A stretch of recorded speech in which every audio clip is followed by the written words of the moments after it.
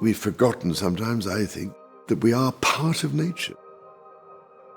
So what we do to the world around us, we are doing totally to ourselves. Everything was being designed, and still is in many ways, to battle against nature and to suppress and destroy, exploit. Suddenly, because of the challenges we're now finding hitting us in the face, there's become an interest in these issues. The fascinating thing is, I think a lot of people have still wanted, fortunately, to focus on the green recovery.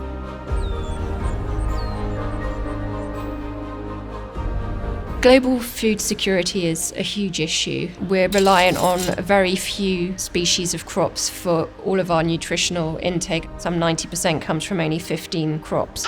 So they're very vulnerable to the impacts of climate change. Almost all the problems we have go back to climate change. We figured out a long time ago already that food and pesticides is a bad combination. If you know that you eat something, why spray something on it that actually kills things?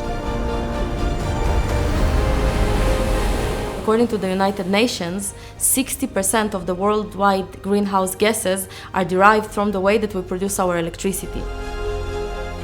In order to make a transition to net zero, it's absolutely essential that we cease to produce power from carbon fuels.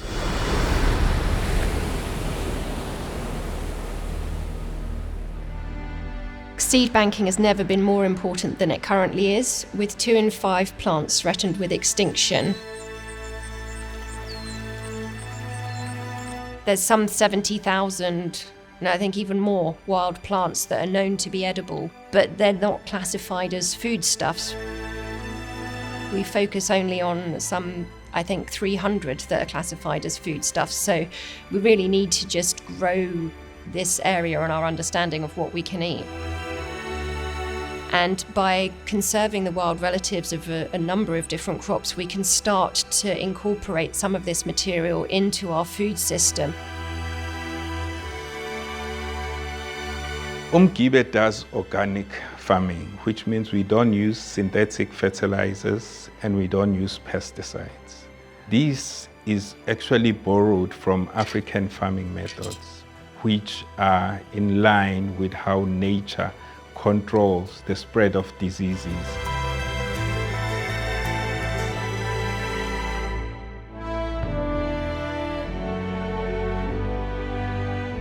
We are really trying to be sustainable. The great thing of Little Leaf Farms is that we have all the tools to do that. This system is a 100% drain return system, so we throw nothing away. The light we are running from solar fields, the water we collect from the rooftop. We make an area of a meter, completely closed around the greenhouse. We put wildflowers in and all kind of trees that get beneficial insects back to kill the insects that we don't want in the greenhouse. Yeah, we are in control. So by doing this, you don't need any kind of pesticides. Right now, we're kind of having an economic crisis in the world because of the impact of COVID-19. And most of the countries in the world are looking to get out of this crisis in a green and clean way. Wave energy can produce twice the amount of electricity that the world produces now. There are many unused breakwaters all over the world. They're not prime real estate, they're just there. So there's no reason for us not to connect to these breakwaters to transform them into a clean energy source. We're working with different governments, municipalities and ports in order to help them create the policies and the frameworks and the feed-in tariffs that are needed for the implementation of wave energy.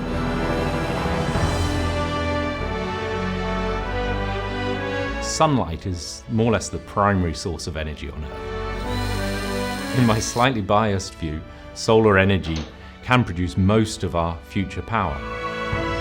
The most economic way to deploy PV is in solar farms today, and certainly that's the way to cover a largest area as possible. But there is a lot of redundant space in buildings, roofs of industrial buildings especially. If you can reduce a building's power demand by 50% or even 30%, that's a massive contribution to reducing the external need. You don't need to build a £35 billion project to put a nuclear power plant in when you can just deploy a few solar panels for a local village or something. In the end of the day, we all want a 100% environmentally friendly world. So the solution is in all renewable energy sources. We need to respect the natural environment. We need to conserve nature in its home. We have the option to move fast enough, but we still haven't taken it. We have to make a real integrated global effort. At the moment, we've so degraded natural systems, ecosystems, biodiversity. It's becoming increasingly impossible for nature to sustain us. So we can't go on, I think, equivocating on this and just expect us to test the world ultimately to destruction before you can prove that you have destroyed it.